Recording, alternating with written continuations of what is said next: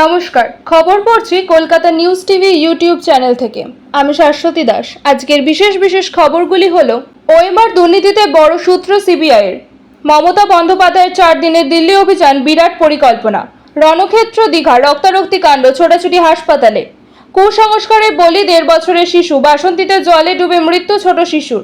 বঙ্গোপসাগরে নিম্নচাপ তৈরির সম্ভাবনা প্রবল, উইকেন্ডে জমিয়ে বৃষ্টি দক্ষিণবঙ্গে। মোদির স্লোগান বাতিলের ডাক, শুভেন্দুর বিতর্ক।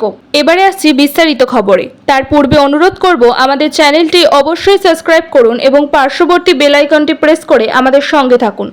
ওএমআর দুর্নীতিতে বড়সড় সূত্র সিবিআইয়ের। প্রাথমিক নিয়োগে ওএমআর ও সার্ভার দুর্নীতির শেষ দেখতে চায় কলকাতা হাইকোর্ট। এজন্য সিবিআইকে অল আউট ছাপানোর নির্দেশ দেওয়া হয়েছে। আর এরপরই এস বসুরায় কোম্পানির অফিসে 4 দিন দফায় দফায় তল্লাশি চালালেও কেন্দ্রীয় তদন্তকারী সংস্থা অর্থাৎ সিবিআই। আর সেই তল্লাশিতে 36টি হার্ড ডিস্ক উদ্ধার করা হয়েছে। এছাড়াও আরও একাধিক হার্ড ডিস্কের খোঁজ পেয়েছেন আধিকারিকরা। দীর্ঘ তল্লাশিতে 2টি সার্ভারের খোঁজ পায় সিবিআই, কিন্তু সেখান থেকে সমস্ত ডেটা মুছে ফেলা হয়েছে বলে অভিযোগ।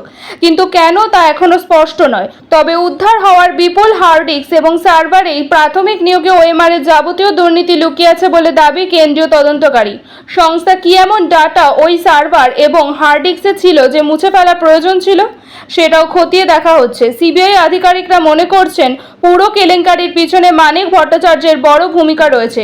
সম্ভবত তার নির্দেশে সেই সমস্ত ডেটা মুছে ফেলা হয়েছে বলে অনুমান কেন্দ্রীয় তদন্তকারী সংস্থার। তবে এই বিষয়ে নিশ্চিত হতে প্রয়োজনে বেশ কয়েকজনকে খুব শীঘ্রই জেরা করা হতে পারে বলে খবর। বলে রাখা প্রয়োজন, প্রাথমিক নিয়োগে ওএমআর শিট মূল্যায়নকারী সংস্থা ছিল S Basu Roy and company. আর সেই সংস্থার প্রোগ্রামার পার্থ সেন এবং ডিরেক্টর কৌশিক মাঝির বিরুদ্ধে ইতিমধ্যে আদালতে চার্জশিট জমা দিয়েছে সিবিআই। বেশ কিছু অভিযোগের ভিত্তিতে এই চার্জশিট জমা পড়ে।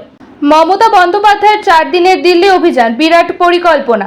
বাজেট অধিবেশন চলাকালীন তৃণমূল কংগ্রেসের সাংসদদের নিয়েও বৈঠক করলেন মুখ্যমন্ত্রী। দিল্লিতে তৃণমূল কংগ্রেসের সাংসদদের নিয়ে বৈঠক করবেন তিনি। সূত্রের খবর, সেখানে থাকবেন অভিষেক বন্দ্যোপাধ্যায়। আগামী 25শে জুলাই দিল্লি যাচ্ছেন মুখ্যমন্ত্রী মমতা বন্দ্যোপাধ্যায়। 4 দিনের সফরে দিল্লি যাচ্ছেন মুখ্যমন্ত্রী। আগামী 27শে জুলাই দিল্লিতে নীতি আয়োগের বৈঠকে যোগ দেবেন মুখ্যমন্ত্রী।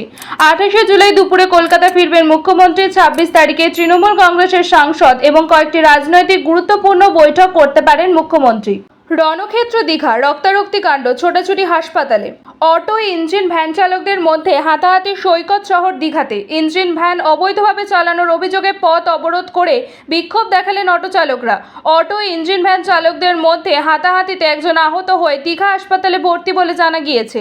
অভিযোগ, নিউ দীঘা অটো স্ট্যান্ড থেকে ইঞ্জিন ভ্যানে যাত্রীদের চাপিয়ে নিয়ে যাওয়ার সময় অটো চালক অতনু কর বাধা দিলে ইঞ্জিন ভ্যানের চালক সনাতন জানা চন্দন পাত্র তাকে মারধর করে বলে অভিযোগ। খবর পেয়ে দীঘা থানার পুলিশ ঘটনাস্থলে পৌঁছে পরিস্থিতি নিয়ন্ত্রণে আনে। দুই পক্ষকে নিয়ে বৈঠকে বসে সমস্যা সমাধানে আশ্বাস দিলে অবরোধ তুলে নেন অটো চালকেরা। সেই সঙ্গে অটো ইউনিয়নের পক্ষ থেকে অভিযুক্তদের বিরুদ্ধে থানায় অভিযোগ দায়ের করা হয়েছে। কুসংস্কারের বলি 1.5 বছরের শিশু, বাসন্তীতে জলে ডুবে মৃত্যু ছোট শিশুর।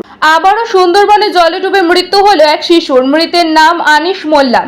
বুধবার ঘটনাটি ঘটেছে দক্ষিণ 24 পরগনার বাসন্তী থানার 4 নম্বর পেটুয়াখালী গ্রামে। ঘটনাকে কেন্দ্র করে এলাকার চাঞ্চল্য ছড়িয়েছে। এদিন সকালে শিশুটি জলে পড়ে যায়। বেশ কিছুক্ষণ খোঁজাখুঁজির পর তাকে জল থেকে উদ্ধার করে পরিবারের সদস্যরা, কিন্তু উদ্ধার করলেও হাসপাতালে নিয়ে আসেননি তাকে। বাড়িতে নানা ধরনের ঝাড়ফুঁক তুকতাক করা হয়, জলে নিয়ে ঘোরানো হয়। কুসংস্কার ও অন্ধবিশ্বাসের কারণে ওই শিশুর মৃত্যু হয়েছে বলে প্রাথমিক অনুমান পুলিশের। দীর্ঘক্ষণ পর গ্রামীণ চিকিৎসক এসে চিকিৎসা শুরু করতেই মৃত্যু হয় ওই শিশুর। আজকের দিনে দাঁড়িয়ে কবে হুঁশ ফিরবে মানুষের? আজও এই ধরনের কুসংস্কার মানতে গিয়ে মৃত্যু হলো ওই শিশুর। যদি দেরি না করে তখনই ওই শিশুকে হাসপাতালে আনতো, হয়তো বেঁচে যেত পারত। কিন্তু এই ধরনের অন্ধবিশ্বাসের জন্য হারাতে হলো হয়তো অনিশকে। যদিও ঘটনার খবর পেয়ে বাসন্তী থানার পুলিশ মৃতদেহ উদ্ধার করে ময়নাতদন্তের জন্য পাঠিয়েছে। মৃত্যুর পর পরিবারে শোকের ছায়া নেমে এসেছে। বঙ্গোপসাগরে নিম্নচাপ তৈরির সম্ভাবনা প্রবল, উইকেন্ডে জমিয়ে বৃষ্টি দক্ষিণবঙ্গের কলকাতা, উত্তর চব্বিশ পরগনা, দক্ষিণ চব্বিশ পরগনা, হাওড়া, পূর্ব ও পশ্চিম মেদিনীপুর জেলায় বৃষ্টির সতর্কতা। আলিপুর আবহাওয়া দপ্তর জানিয়েছেন বজ্রবিদ্যুৎ সহ হালকা থেকে মাঝারি বৃষ্টির সম্ভাবনা রয়েছে, সঙ্গে বজ্রপাতের সতর্কতা। উইকেন্ডে জমিয়ে বৃষ্টি দক্ষিণবঙ্গে। আগামীকাল শুক্রবার বঙ্গোপসাগরে নিম্নচাপ তৈরির সম্ভাবনা প্রবল। নিম্নচাপের প্রভাবে শনিবার ও রবিবার ভারী বৃষ্টির সতর্কতা দক্ষিণবঙ্গে। শুক্রবার থেকে সোমবার পর্যন্ত বিক্ষিপ্তভাবে ভারী বৃষ্টি হবে দক্ষিণবঙ্গে, এমনটাই জানিয়েছে আবহাওয়া দপ্তর। সব জেলাতেই বিদ্যুৎ সহ হালকা থেকে মাঝারি বৃষ্টির পূর্বাভাস। কোথাও কোথাও একটানা নিবিড় বৃষ্টির আশঙ্কা। আজ বৃহস্পতিবার রাজ্যের বৃষ্টির সম্ভাবনা কম থাকবে। উত্তরবঙ্গেও বৃষ্টির পরিমাণ ও ব্যাপকতা কমবে। পরিস্থিতির কিছুটা উন্নতি হতে পারে উত্তরবঙ্গে। আগামীকাল শুক্রবার থেকে দক্ষিণবঙ্গে বৃষ্টি বাড়বে। শনিবার থেকে ফের বৃষ্টির পরিমাণ বাড়বে উত্তরবঙ্গে। উইকেন্ডে জমিয়ে বৃষ্টি দক্ষিণবঙ্গে। আগামীকাল শুক্রবার বঙ্গোপসাগরে নিম্নচাপ তৈরির সম্ভাবনা প্রবল। নিম্নচাপের প্রভাবে শনিবার ও রবিবার ভারী বৃষ্টির সতর্কতা দক্ষিণবঙ্গে। মোদির স্লোগান বাতিলের ডাক শুভেন্দুর, বিতর্ক। সবাইকে সঙ্গে নিয়ে সকলে উন্নয়ন, এই স্লোগান তুলে দেশের প্রধানমন্ত্রী হয়েছিলেন মোদি।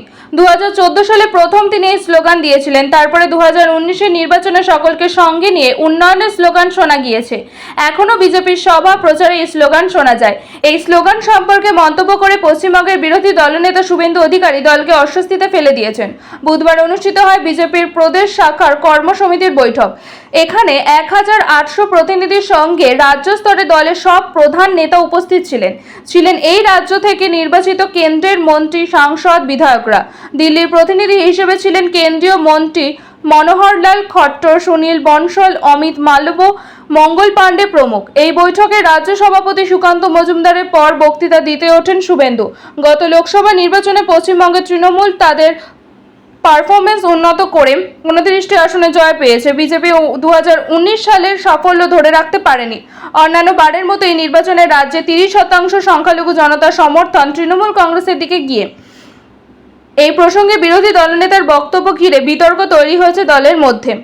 সায়েন্স সিটি অডিটোরিয়ামে আয়োজিত বৈঠকে শুভেন্দু বলেন, বিভিন্ন আসনে সংখ্যালঘু ভোট সহ তৃণমূল পক্ষের গিয়েছে। এর প্রতিক্রিয়া হিসেবে বিরোধী দলনেতার মন্তব্য, সবকা সাথ সবকা বিকাশ, আর বলবো না। এরপর শুভেন্দু বলেন, जो हमारा साथ है हम उनके साथ, সবকা সাথ সবকা বিকাশ বন্ধ করো। অর্থাৎ বিরোধী দলনেতা বলতে চেয়েছেন সংখ্যাগুরু অংশের সমর্থন তারা পেয়েছেন, তাদের পাশে বিজেপির থাকা উচিত।